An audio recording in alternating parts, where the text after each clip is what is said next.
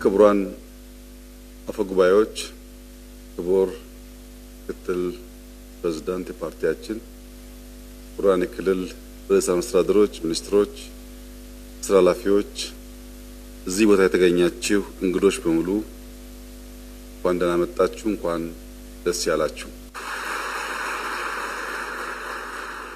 ባለፉት 10-20 ዓመታት በመንግስት ስራ ውስጥ የነበራችሁ ሰዎች በተለይም ቴክኖሎጂ ጋር የሚያያዝ ስራ የምትሰሩ ሰዎች የዛሬውን ቀን እንዴት እንደምታዩት መገመት ያስቸግራል። እኔ ግን ብዙ ነገር አስታወሰኝ። አዲስ አበባ ከተማ አቶ መኩሪያ ምክትል ከንቲባ እያሉ የአዲስ አበባ መሬት ይዘረፋል እና በጂኦ ስፓሻል ዲጂታይዝ እናድርገው የሚል ሀሳብ ምን ያክል ሲያጨቃጭቅ ሲያካስስ እንደነበረ ሳስበው፣ የኢትዮጵያ ገቢው አነስተኛ ነው፣ ኦቶሜት እናድርግ ይቀየር አሰራሩ ስንል እስከ መንግስት ድረስ ክስ ቀርቦ የመንግስት መሪዎች ተሰብስበው ይሄ ጉዳይ ብሎ የገመገሙበትን ጊዜ በጣም ያስታውሰኛል። ቢፒአር፣ ቢኤስሲ ኦቶሜት እናድርግ፣ ዘመን ተቀይሯል፣ እንቀየር ሲባል የነበረው ትግል በሀገር መከላከያ ሚኒስቴር በተለመደው ትራዲሽናል መንገድ የምናደርገው ዝግጅትና አካሄድ አያዋጣንም፣ እንፍጠን፣ እንዘጋጅ ያልንበትን ዘመን ያስታውሰኛል። በነገራችን ላይ የዛሬ 10-15 ዓመት የኢትዮጵያ የመንግስት ተቋማት ውስጥ ቴክኖሎጂ ላይ የነበረው ጭቅጭቅ ዌብሳይት ይኑራችሁ አይኑራችሁ ነው። ዌብሳይታችሁ መረጃ አፕዴት አያደርግም፣ ያሉት ኢንፎርሜሽኖች የዋሉ ያደሩ የቆዩ ናቸው፣ ይሄን ማሻሻል አለባችሁ አለብን ነበር ጭቅጭቁ።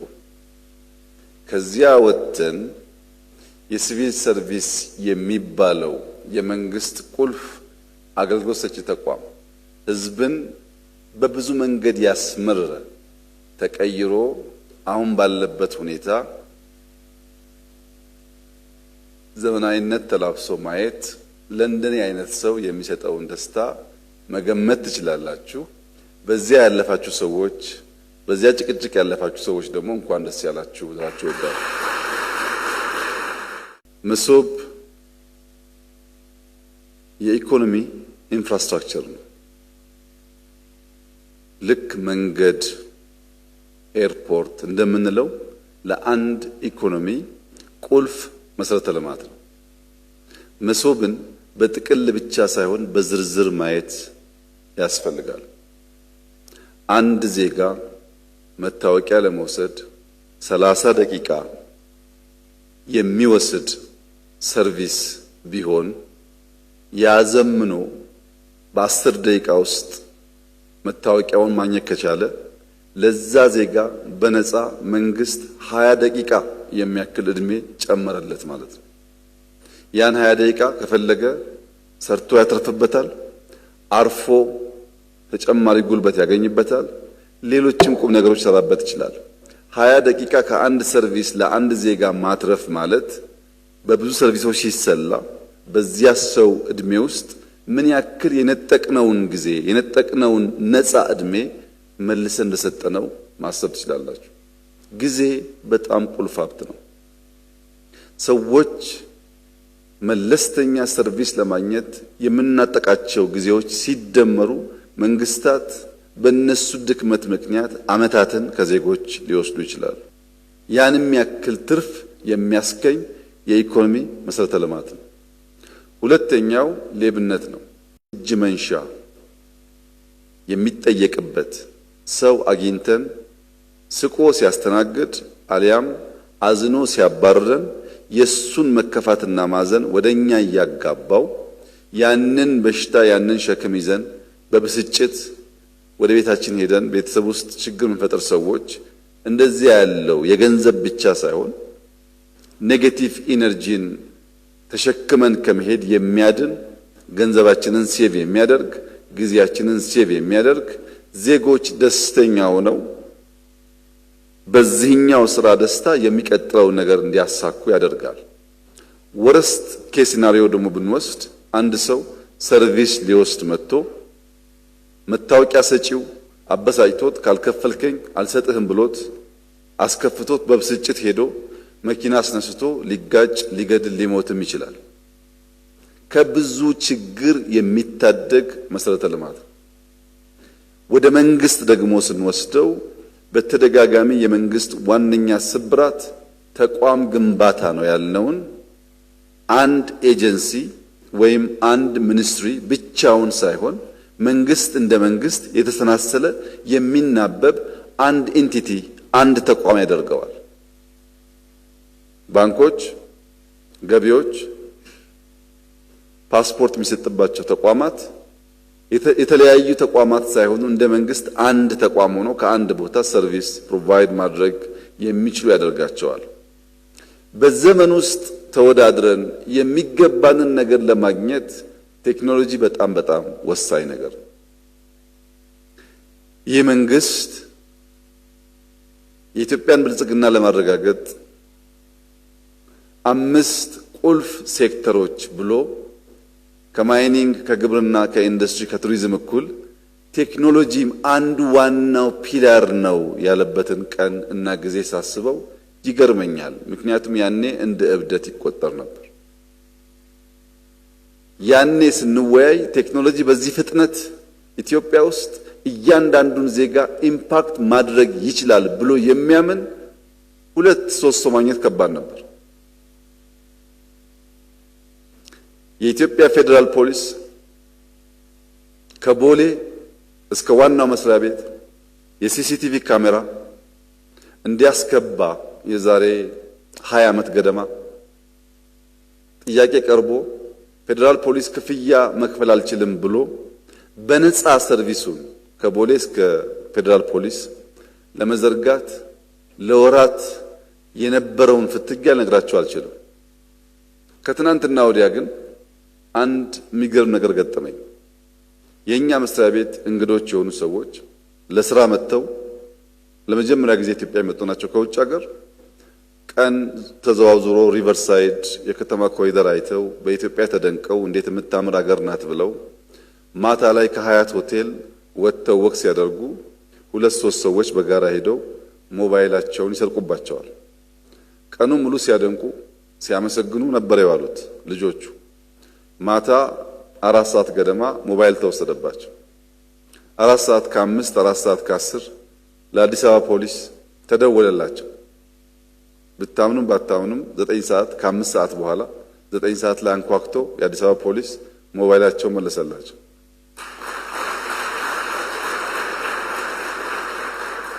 ኢትዮጵያን በመንገድ ንጽህናዋ በኮሪደሯ በተከለችው ዛፍ ነበር ስናደንቅ የዋል ነው። ይሄንን ተአምር ግን አልጠበቅንም። እንኳን በነፃ አንኳኩቶ በራችን የሚያመጣ ፖሊስ ገንዘብ ተደራድረን ከፍለን እንኳን መልሰን ስልካችን እናገኛለን ብለን አልገመትንም ብለው ደስተኝነታቸውን ሲገልጹልኝ የኔ እንግዶች ናቸው።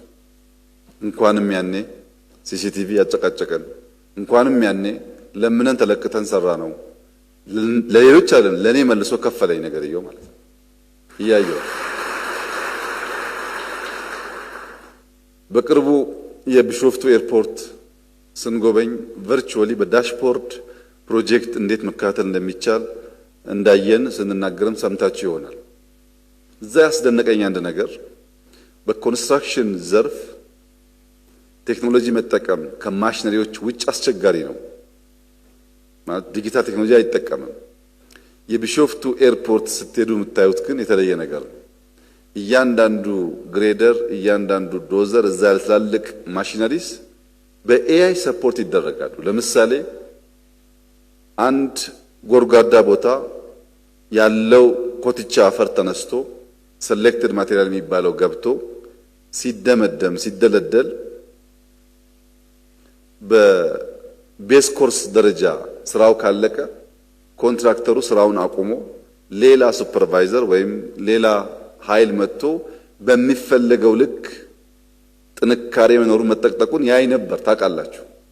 ወደ ቤስ ኮርስም ሲያድግ እንደዚሁ ሰቤስ ሲሆን እንደዚሁ ቼክ ይደረጋል። አሁን ግን ራሱ ማሽኑ አፈር እየደለደለ የት ጋር በበቂ ደረጃ ኮምፓክት እንዳደረገ የት ጋር ደግሞ እንደሚቀር ራሱ ትልቁ ማሽን ያውቃል።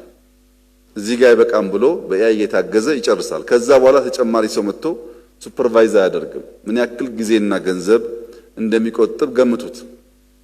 አብዛኛው የኛ ስራ የኛ አስፋልት ኳሊቲ የሚጎለውና በየቦታው የሚቆፋፈረው ሱፐርቫይዝ የሚያደርጉ ሰዎች እዚህ ጋር ቴስት አድርገው እዛኛው ጋር ቴስት ሳያደርጉ አፕሩቭ ያደርጋሉ፣ ረዘም ያለ ስራ ሲሆን። ማሽኑ ግን በእያንዳንዱ ሳንቲሜትር ራሱ እያየ እዚህ ጋር የኮምፓክት ደረጃው ያንሳል ስለሚል አስፓልቶቻችን በዚያ ቴክኖሎጂ ቢሰሩ ባጠረ ጊዜ ውስጥ አይፈርሱም ማለት ነው። የማይነካው ነገር የለም።